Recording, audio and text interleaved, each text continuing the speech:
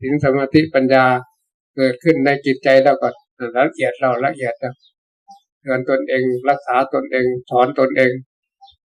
ให้เข้าใจให้แน่นหนักสังเกตตนเองดูตนเองให้ดีๆในฐานะ ใหม่ก็ดีเก่าก็ดีทั้งจะคือไม่ขาวก็ดีใหม่ก็ดีเก่าก็ดีให้เน้นหนักคิดอ่านใคร่ควรพิจารณาว่าเรื่องของทางโลกเรื่องของทางโลกมันเป็นอย่างนั้นเรื่องของทาง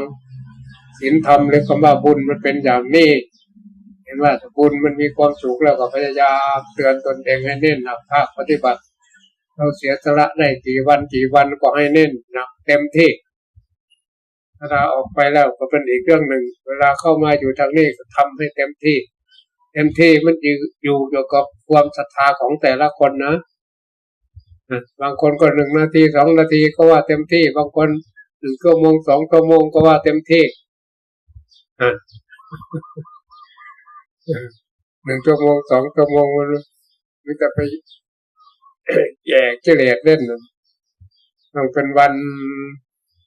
หนึ่งไม่ได้2 วัน3 วันไปโน่นโอ้นั่นแหละจึงจะได้รู้ว่ารสชาติของความว่าคนใดเห็นทุกข์คนนั้นเห็นธรรมมันเป็นยังไง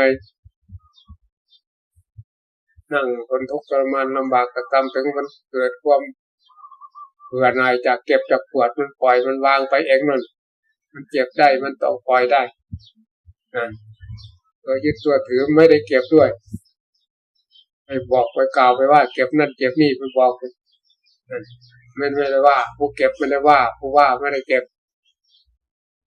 ก็บอกอยู่บ่อยๆเลยมันก็อย่างที่พูดนั่นแหละจิตใจไม่แน่นนะถ้าคนมั่นคงจริงๆหรอกยากเพราะฉะนั้นพระเจ้าจึงเตือนไว้ทำคำสั่งสอนของพระพุทธเจ้าแค่ลมหายใจเข้าออกยากที่สามัญชนคนธรรมดาจะทำได้ฟังดูสิต้องเหนือจากคนธรรมดานะรูปกายสังขารหนึ่งคนธรรมดาอยู่แต่จิตใจเหนือ